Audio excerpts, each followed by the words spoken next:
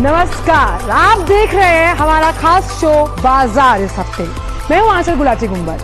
Share बाजार जब बंद हो जाता है तो मन में होते हैं कई सवाल, और उन सवालों के जवाब जानने के लिए हम लेकर आए हैं आपके लिए ये खास शो, जहां इसका नाम है बाजार इस हफ्ते। हालांकि ये शो जो है वो रिवैम्प किया गया है और यहाँ पर स्टॉक्स, सेक्टर्स, आईपीओज, तमाम इन विषयों पर जुड़े सवालों के जवाब आपको मिलेंगे।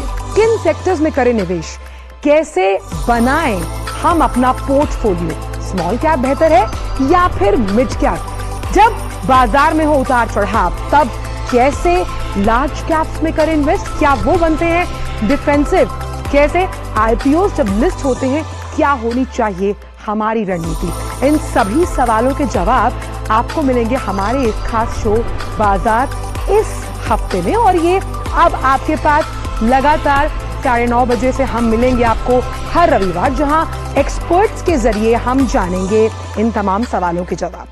मिले जुले जो ग्लोबल संकेत रहे, यूएस बॉन्ड्स की बढ़ती यील्ड, मॉनसून, महंगाई पर जो आरबीआई के मिनट्स थे उनमें जताई गई चिंता है, या फिर यूएस फेड चेयरमैन की स्पीच के पहले बाजार का एक सतर्क नजरिया। कुछ ऐसे कारण ये बने जो हमने देखा कि बाजार दबाव बनाते हुए नजर आए। कारोबारी सत्र का जो आखिरी दिन था यानी शुक्रवार, वहां बाजार गिरावट के साथ बंद हुए। तो इन तमाम मुद्दों पर हम नजर रखेंगे, लेकिन आगे बढ़ने से पहले एक नजर डालते हैं टॉप लाइंस पर। लेकिन ये सुर्खियां जो है ना वो स्टॉक मार्केट से जुड़ी हुई हैं, तो आइए सीधे रुख करते हैं सुर्खियों का। तो हफ्ते के कारोबारी जो आखिरी दिन रहा, शेयर बाजार में रही गिरावट। शुक्रवार को सेंसेक्स 365 अंक गिरकर हुआ बंद, वहीं निफ्टी भी गिरावट के साथ 19,266 के स्तर पर हुआ बंद। तो गिरावट देखी गई शेयर बाजार में। वहीं जियो फाइनेंशियल सर्विसेज लिमिटेड के शेयर जो लिस्टिंग के बाद जब ये हुआ तो उसमें लोअर सर्किट लगा, और लिस्टिंग के बाद पहली बार जियो फाइनेंशियल जो है वो शुक्रवार को तेजी के साथ बंद हुआ है।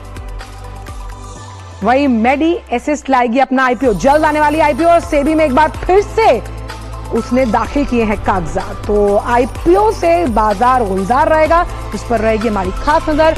और आखिरी टॉप लाइन पर एक बार रुख करते हैं। जी एंटरटेनमेंट को जल्द ही MSCI global small cap index से किया जा सकता है बाहर। हालांकि ये ऐलान जो है वो सोनी पिक्चर्स के साथ जब विलय होगा उसके बाद लिया जाएगा। तो ये हमने कुछ बड़ी आपके लिए खबरें निकाली जो बीते हफ्ते रही। लेकिन अगर हम बात करें सेंसेक्स की, तो सेंसेक्स के जो आंकड़े हैं उन पर नजर डालते हैं, क्योंकि फिर हम अपने स्टॉक के शो को आगे बढ़ाएंगे। तो 62 अंक की गिरावट के साथ आप देख सकते हैं कि सेंसेक्स जो है वो 64,886 पर बंद हुआ। वहीं निफ्टी में भी 44 अंकों का दबाव देखा गया और ये 19,265 पर बंद हुआ है। हालांकि ब्रॉडर मार्केट्स ने अच्छा प्रदर्शन किया। मिड कैप और स्मॉल कैप में हमने देखा कि 1.5% की बढ़त देखी गई है, 1.5 से 2% की हम बढ़त मान सकते हैं। वहीं लार्ज कैप जो इंडेक्स थे वो वहां पर सपाट नोट पर बंद हुए। सेक्टोरल इंडाइसेस की अगर बात की जाए, देख सकते हैं कि आपके टीवी स्क्रीन पर ये निफ्टी की क्लोजिंग है, ये बीते शुक्रवार की क्लोजिंग है जो हम आपके साथ साझा कर रहे हैं। चलिए तो शो को आगे बढ़ाएंगे, लेकिन लिए चलते हैं आपको B20 की जो बैठक चल रही है दिल्ली में, वहां पर इस वक्त विदेश मंत्री जो है वो संबोधन दे रहे हैं। आइए सुनते हैं। Promote economic growth and development, and that cannot advance if the crucial concerns of the global south in the areas that I have highlighted are not addressed. But having said that, let me step back and bring out some of the structural issues that are today at the heart of the predicament of the global south. Key among them are the concentrations of various kinds created by the last 3 to 4 decades of globalization. For a variety of reasons that range from scale, subsidies, technology, human resources, and strategic choices, the global south was largely reduced to being a consumer rather than a producer. Their contribution very often was to provide resources for manufacturing elsewhere. They not only did not reap the full benefits of economic change, but often ended up saddled with unviable debts emanating from opaque initiatives. This was a gradually unfolding crisis in the making, but one that was accelerated rapidly by the multiple shocks of debt, COVID, and conflict. As a result, the endeavor now is to seek a re-globalization that is more diversified, that is more democratic, where there would be multiple centers of production, not just of consumption. And that is where business can make a crucial difference. We cannot be at the mercy any longer of a few suppliers whose viability could come into question by unanticipated shocks. This was starkly apparent when it came to health during the COVID pandemic, but it pretty much applies to everything else as well. The compulsion to create more resilient and reliable supply chains is a really pressing one. Its counterpart in the digital domain is driven more by anxieties about trust and transparency. The volatility of the last few years has brought home to us the importance of strategic autonomy. We may talk about seeking a more just, equitable, and participative global order, but at the end of the day, that will only happen when we see commensurate investment, trade, and technology decisions. Where India is concerned, our response to this situation is articulated in the goal of Atmanirbhar Bharat, that is self-reliant India.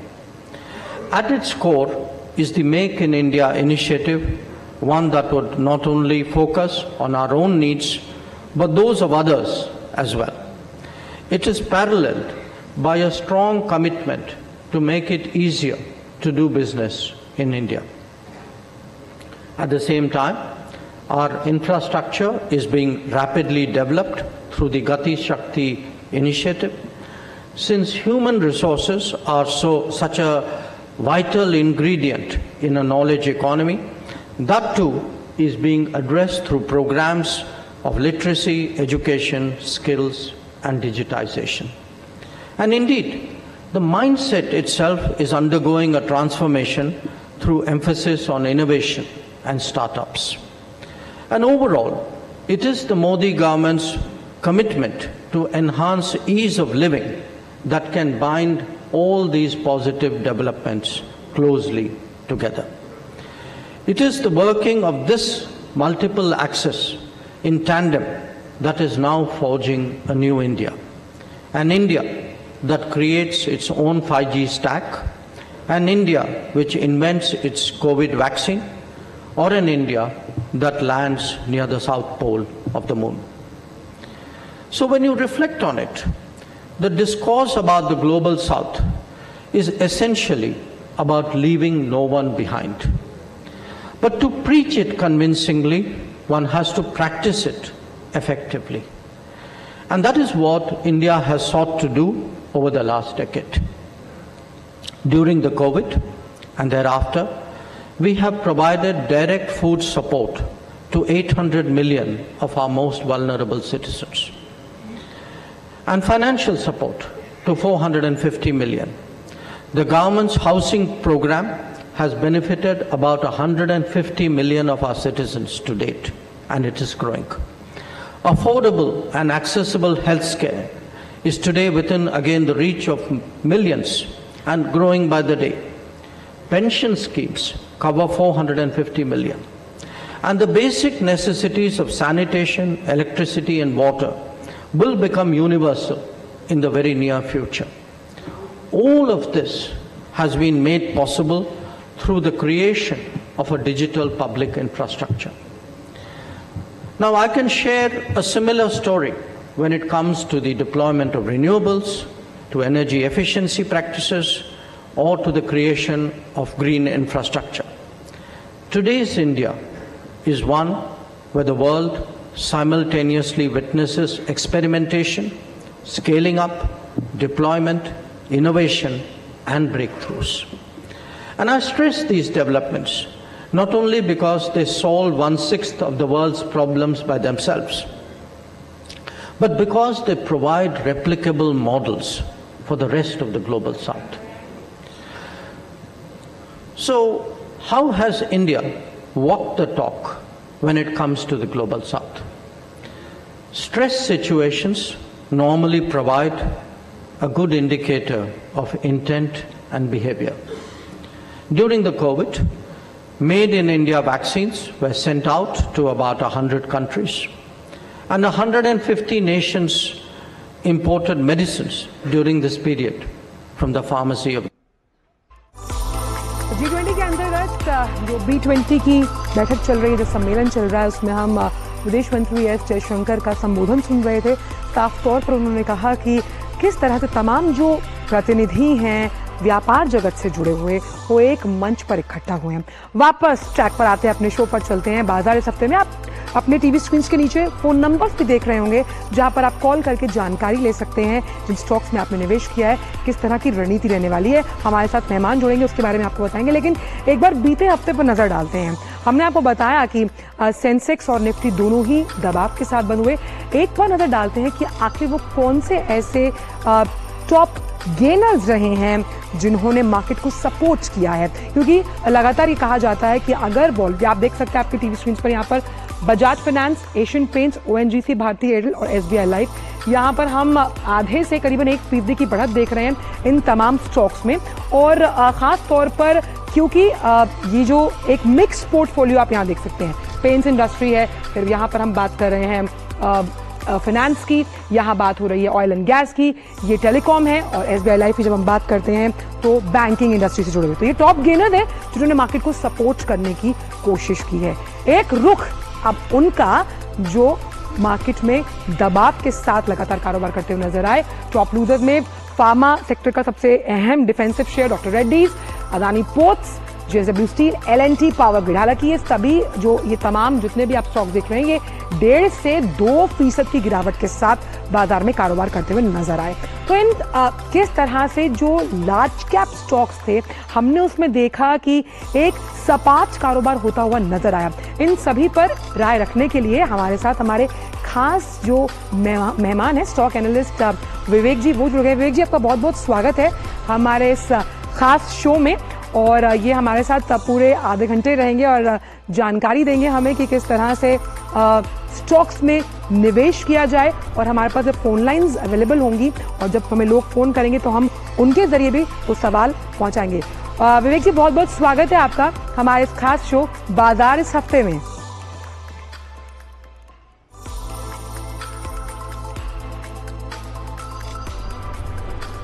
Good morning Vivek ji. Good morning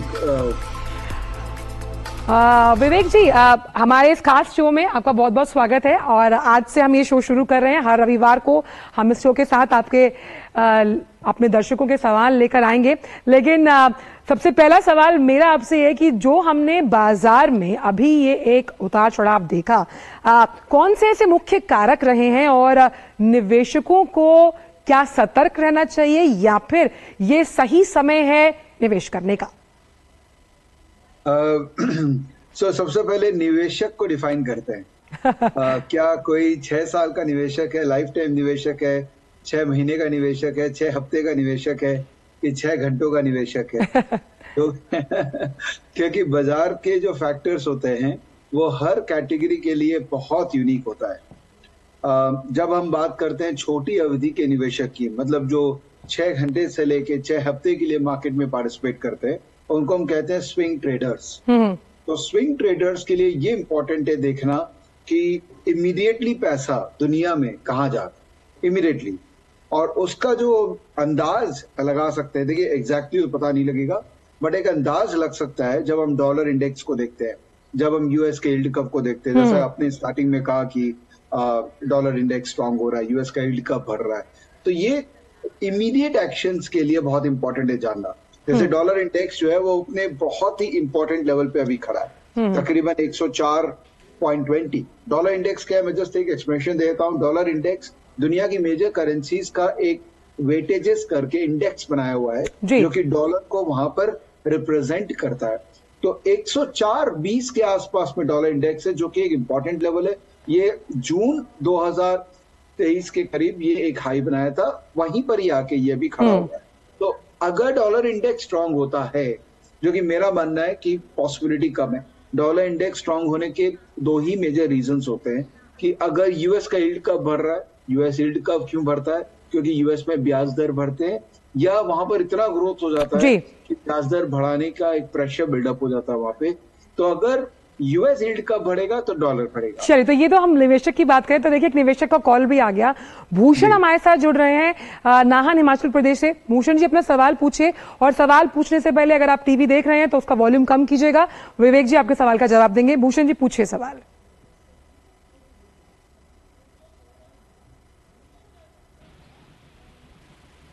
hello जी, पूछिए सवाल।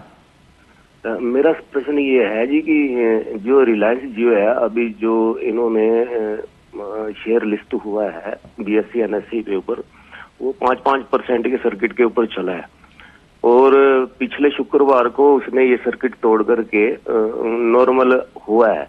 उसमें मोतीलाल ओसवाल जी की ने भी buying किया है। क्या इस वक्त ये खरीदने लायक है? ये मेरा प्रश्न है जी कि क्या इसमें बाइंग की जा सकती है? वैसे हमने ये शुरुआत में जैसे ही ये 262 के ऊपर लिस्ट हुआ, उस वक्त भी हमने ये 250 पर शेयर लिया था। क्या इसको एवरेज किया जा सकता है? विवेक जी, हमने तो अपने शो की शुरुआत में इससे जुड़ी हेडलाइन में बताई थी कि लगातार 5 दिन की गिरावट के बाद लोअर सर्किट लगता हुआ नजर आया। आगे किस तरह की रणनीति रहनी चाहिए इस स्टॉक को लेकर? तो मेरा अगेन प्रश्न इनसे भी यही रहेगा कि आपकी विचारधारा जो है जियो में इन्वेस्ट करने की, वो कितनी लंबी अवधि के लिए है। अगर आप ये सोच रहे हैं कि ये एक बिजनेस, ये एक कंपनी, ये एक स्ट्रक्चर आपको पसंद आ गया और इसके बिजनेस मॉडल में आपको एक्साइटमेंट दिख गया, तो ऑब्वियसली आप लाइफ टाइम इन्वेस्टेड रहना चाहेंगे।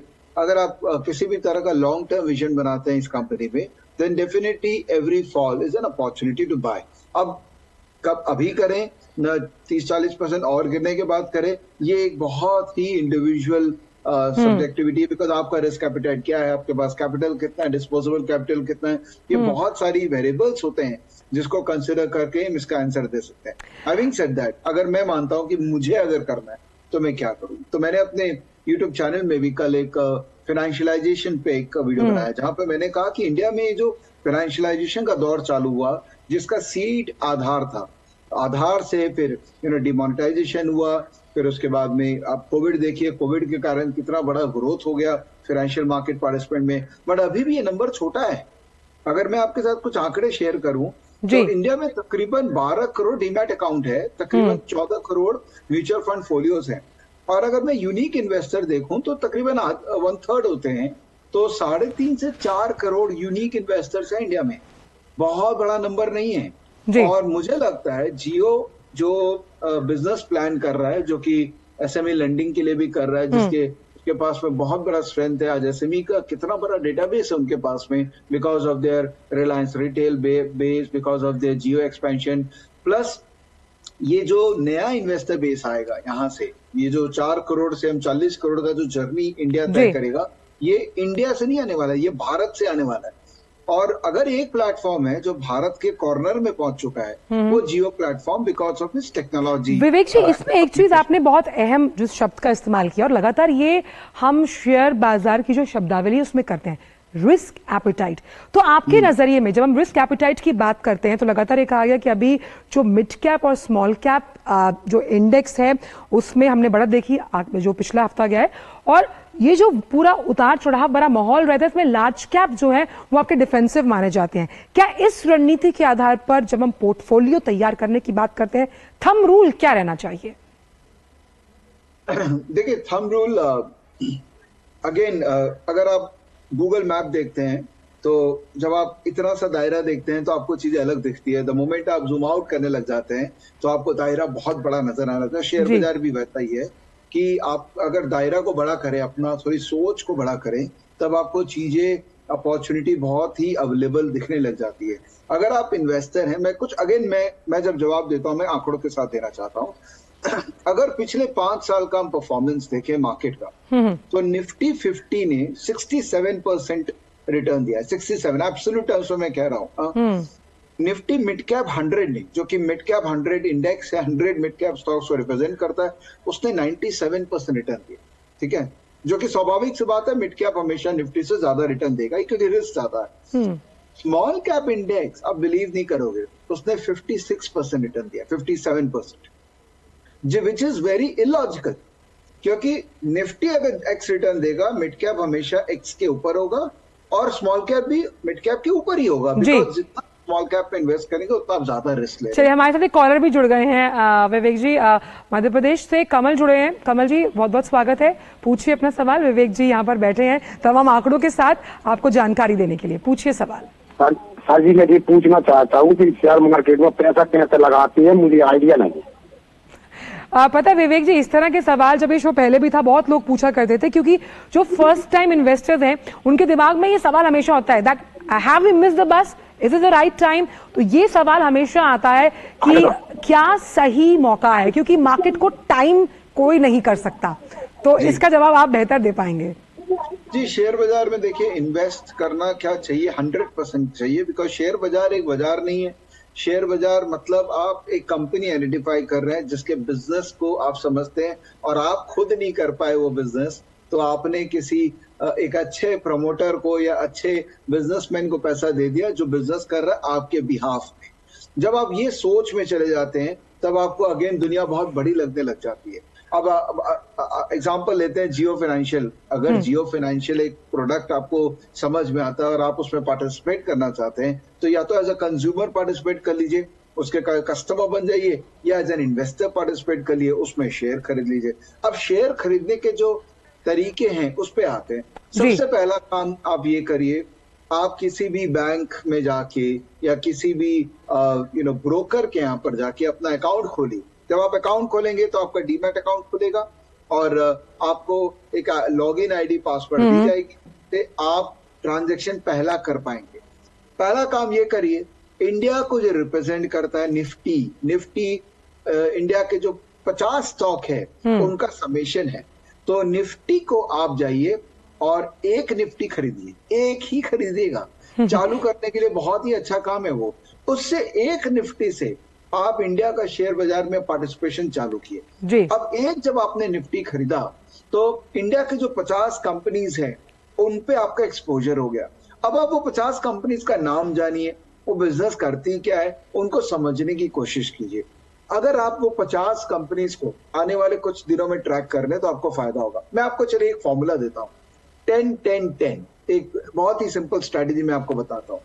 जब आप मार्केट में आए, हर महीना एक ही कंपनी पकड़िए, कोई भी एक कंपनी जिसका बिजनेस शायद आप समझ सकते हैं। फिर दूसरे महीने एक और ऐड कीजिए, तीसरे महीने एक और ऐड कीजिए। ऐसे करके 10 महीनों तक आप केवल 10 कंपनी पे भी फोकस करेंगे तो ये शेयर बाजार। तो जिस तरह से आप बता रहे हैं, अगर इस तरह से पोर्टफोलियो तैयार आप करना चाहते हैं तो ये सही मौका है। हमारे साथ लगातार कॉलर्स जुड़ रहे हैं शो पर। हमारे साथ गौतम जुड़ रहे हैं कोलकाता से। गौतम जी, पूछिए अपना सवाल विवेक जी से।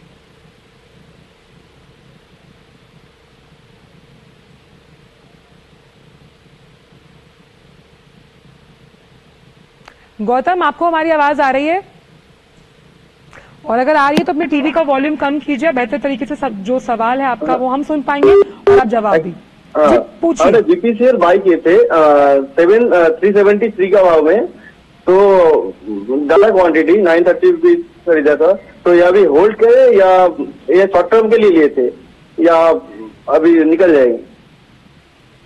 गौतम जी, एक बार फिर से आप कंपनी का नाम बताइए। कंपनी का नाम दोबारा बताइए। बीपीसीएल। हाँ, Bharat petroleum. BPCL, Bharat petroleum. जी।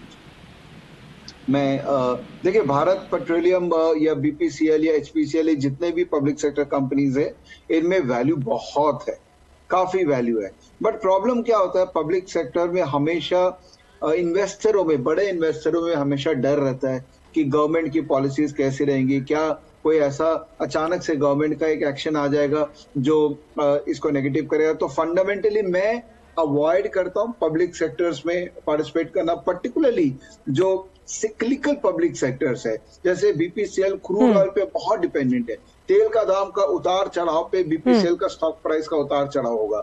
तो अगर आप इन तरह के स्टॉक में ट्रेड करते हैं, इन्वेस्ट करते हैं, इसमें एंट्री के साथ में एग्जिट प्लान करना बहुत जरूरी है। आज के रेट में, जैसा कि मैं अभी देख पा रहा हूं मेरे स्टॉकेज के अंदर में, कि ये स्टॉक नीचे चला गया, इसका मोमेंटम बहुत वीक हो गया है और अभी आज के रेट में कॉन्ट्रेरियन में नहीं हो सकता हूँ, मुझे मोमेंटम ही प्ले करना चाहिए, तो मैं निकल जाऊंगा एक बार, ठीक है, और जब वापस से मोमेंटम आएगा मैं घुसूंगा। अच्छा, मैं एक थ्योरेटिकल कॉन्सेप्ट बताना चाहता हूँ।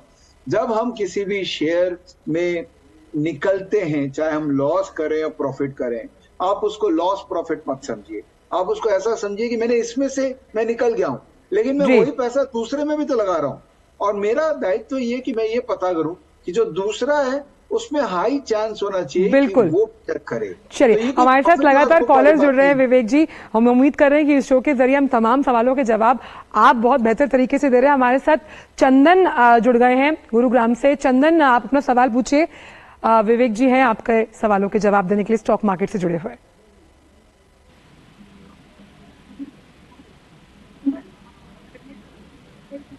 चलिए, चंदन से शायद हमारा संपर्क टूट गया, लेकिन आप नमस्कार मैडम। विवेक जी नमस्कार। पूछिए।